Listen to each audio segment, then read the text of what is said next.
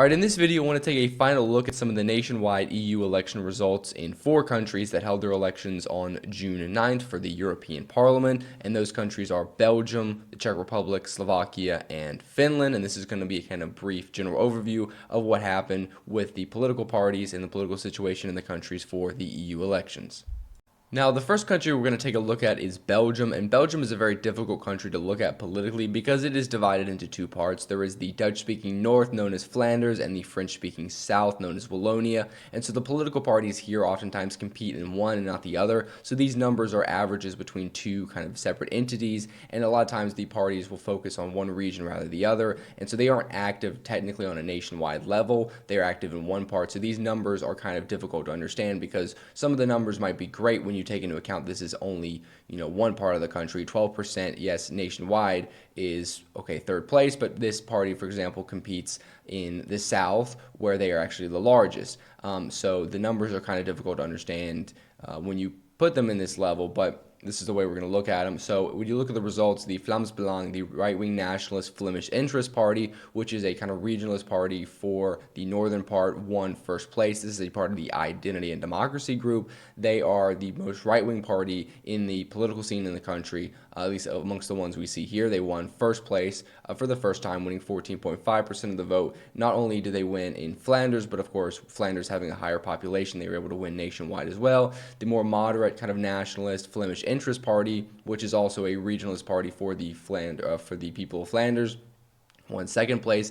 They are right-wing and part of the ECR group. You had the MR, the kind of moderate liberals, which were active in the south. This is part of the French-speaking Wallonia. They surged from around 7% to 12%. Of course, within Wallonia, that was a much bigger surge, becoming the third largest party nationwide. And the Liberals, the Open VLD, this is the party of Guy Verhofstadt. This is the Liberals that compete in Flanders in the north, actually crashed and lost a lot of support. So the Liberals in Flanders lost support, but the Liberals in Wallonia did gain, and so there was kind of a status quo result for the Liberals, but a shift in one party to the other technically.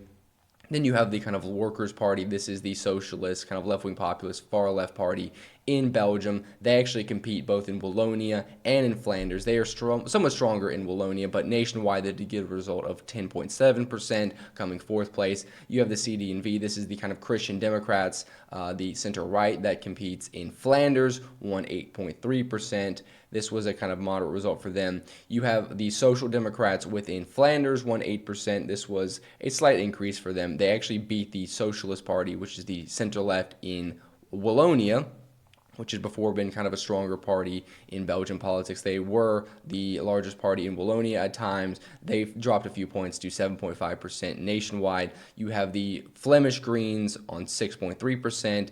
Of course, the Flemish Liberals on 5.8%. You have another party in the French-speaking part, another kind of liberal centrist party, won 5.4% with some minor increases. And then the French Greens actually suffered, or the Wallonian Greens rather, suffered heavy losses, falling from around 7.3% to 3.7%. So this result is, of course, between the 2 countries. We see that there was increases for the kind of left, the Workers' Party. The Liberals kind of lost heavy support in one country and gained in the other. The Greens, as in much of Europe, lost some support, but the big story, of course, was the race between Vlaams Belang and the New Flemish Alliance. These are both parties that kind of portray themselves as representing the Flemish majority in the country, the Flemish region, and the Vlaams Belang is a kind of party that is seen as somewhat controversial and radical, and they won this election for the first time. They are definitely one that's kind of outside the political mainstream. They haven't really been involved in the coalition governments in the same way that the New Flemish Alliance has, and so this was a victory for them. Now, the results for the national election, the regional elections were somewhat different. The New Flemish Alliance actually won in Flanders.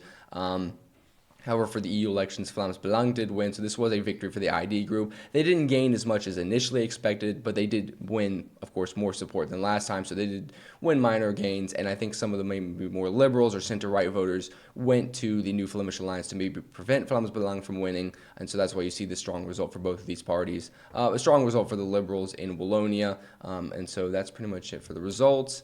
And if you take a look at the seats, of course, it's divided between the 2 parts, plus the German part, which has 1 seat. And we see that Flemish Interest and the New Flemish Alliance, both the parties, the right-wing Flanders majority parties won 3 seats, which is what they got last time, so not much of a change. The Christian Democrats won 2. The Social Democrats within Flanders gained 1 that was lost by the Liberals. The Workers' Party also gained 1 seat in Flanders for the first time, where they had traditionally been stronger in Wallonia in the south. They held on to their seat there. The Reformist movement, the Liberals gained a seat. The Socialist Party, which is the Social Democrats, won 2 in Wallonia.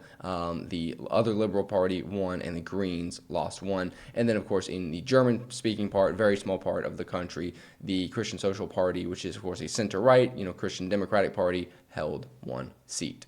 And that's going to be it for Belgium, and now we're going to look at the results for the Czech Republic. Now, in the Czech Republic, the ANO party, led by Andrej Babiš, won this election, winning 26.1% of the vote. This was a slight increase of what they got in the last election, so this will be a victory for them and also Andrej Babiš personally. Now, the party is, of course, somewhat difficult to understand. They are a liberal centrist party, technically.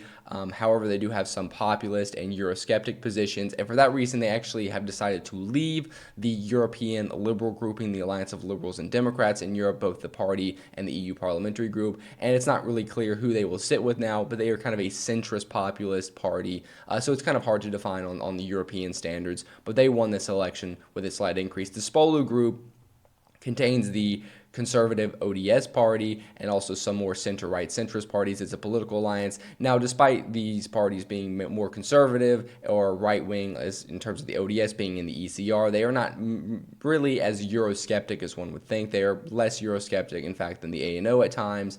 And although the positions of these parties within the European-wide parties is somewhat confusing, it's just kind of the case here in the Czech Republic. You have a kind of mainly a center-right political alliance here on Spolu, which contained 3 political parties that competed separately in the last election, and they actually lost a lot of support, going from around 32% in the last election with what each party got combined to around 22% this time. So this was a defeat for kind of the incumbent government.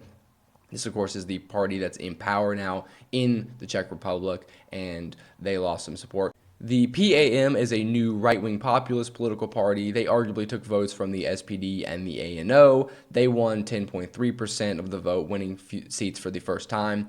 The left-wing alliance, that includes the Czech Communist Party, won 9.6% of the vote. This was a slight increase, and they actually were able to gain a seat. The Czech Communist Party suffered kind of losses and failed to enter into the Czech National Parliament at some of the previous elections, and so this will be kind of seen as a good victory for them. 10%, a moderate result for the party. It's not clear, of course, if this means they're going to be able to make it into the parliament again. There is a threshold there, but for the EU elections, this will be a good result for them. The Stan Party is a party of kind of independents and liberals. It is a center-right party. They won 8.7% of the vote. The Czech Pirate Party suffered heavy losses, falling around 7 points to only 6.2% of the vote. They were very powerful in the Czech Republic for a while, at least as a kind of third party, and especially as a pirate party. And compared to the rest of Europe, many countries, including Germany, had active pirate parties, but they kind of were only a blip in the political scene. The Czech Pirate Party has kind of maintained its position, a very stable position in Czech politics, but this will be a kind of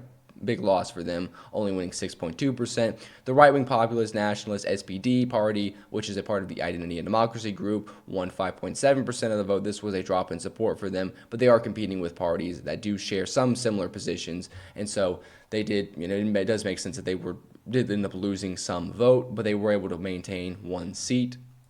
And if we take a look at the seats, the ANO of Babiš won an additional seat, going up to 7. The Spolu group won 6 seats, which is down 2 from what each of the 3 parties got in the last election. The new PAM alliance won 2 seats. The Communist won an additional, going up to 2. The Stan Party won 2. The Czech Pirate Party lost 2, going down to 1. And the SPD won only 1 seat, losing 1.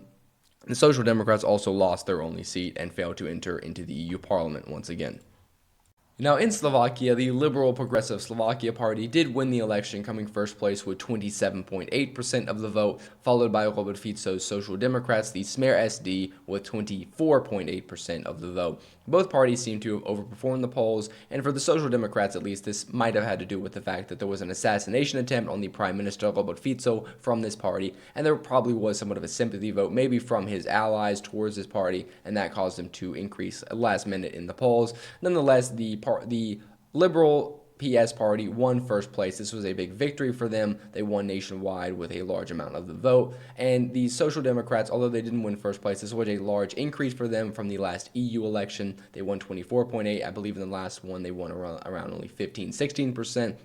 So they did increase significantly from the last results. Also, the Halas S&D, this is a splinter group from the Smer S&D. They are both social democratic, but also kind of Eastern European, Eurosceptic social democrats, very different than the social democrats in the West. They are in coalition together, and so this is the Halas S&D is also technically an ally of Fico and the Smer party, and they entered this election for the first time with 7.2% of the vote, so a large swing in support for the Social Democratic bloc within Slovakia. The Republic Party, this is a far-right nationalist party, won 12.5% of the vote.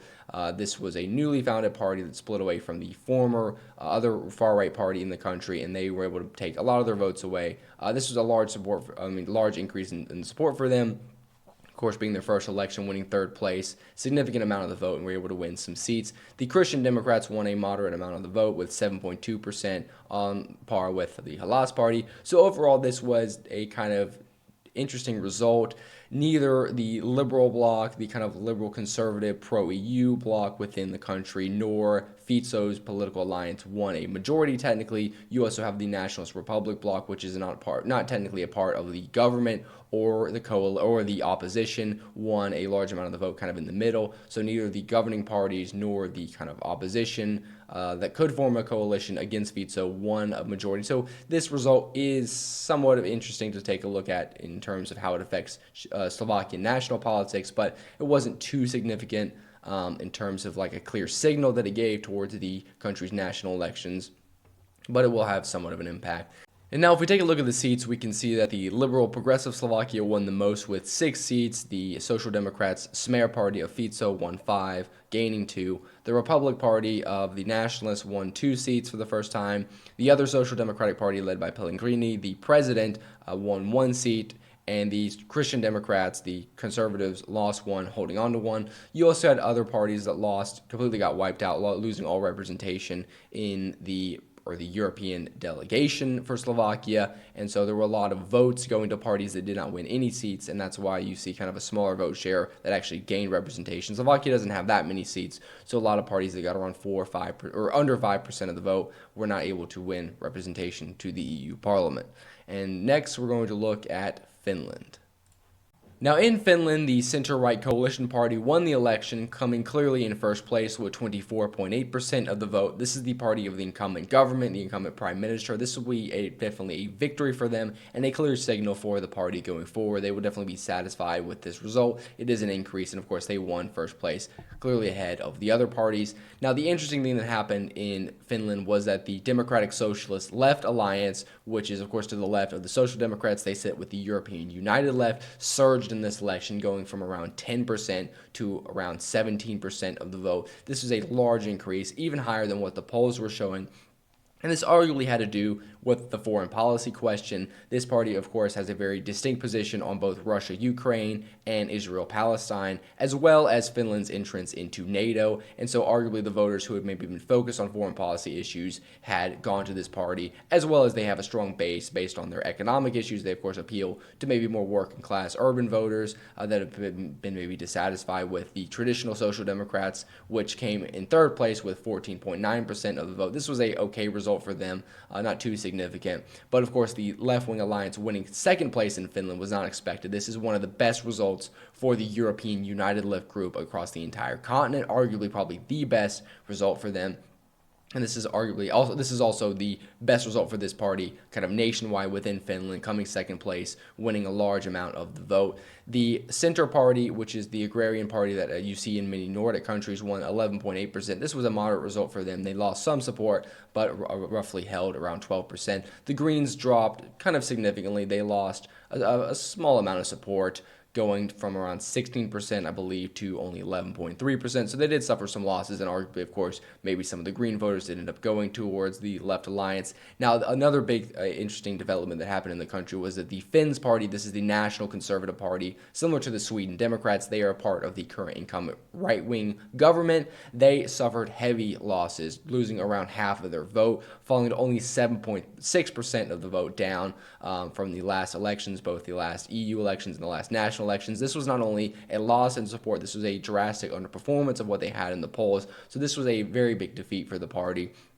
and this will be seen as a very bad sign for them going forward. They will probably get higher results in the national elections, but nonetheless, this is not a good result for them at all. The Swedish Minority Party, which is active in the country for the Swedish minority within Finland, won 6.2% of the vote. This is a moderate result for them. Of course, they as a minority party are just kind of wanting to maintain the vote amongst that group. So not too much of a significant result for them. When you look at the seats, the National Coalition Party gained 1, winning the most seats with 4. The Left Alliance gained 2, going from 1 seat up to 3. The Social Democrats held 2, the Center Party held 2, the Greens lost 1 as well, and the Finns Party lost 1. So the polls were showing kind of an increase in 1 for the left and losing for a loss for the Greens, but we also saw a loss for the Finns Party and kind of 2 to the Left Alliance. So big victory for the Left Alliance, winning 3 seats in Finland. It is a small country, but that is very significant for them. And of course, we see the results pretty much across the board. And the Greens lost in Finland, as it is similar in many countries. And so we can see it here as well. Now, that's going to be it for this video, and this will be the last of the EU election results. I will get to doing some videos on the upcoming British and French elections that we have in the following weeks. But if you like these videos, please do like, share, subscribe. I will see you all in the next one, and thank you for watching.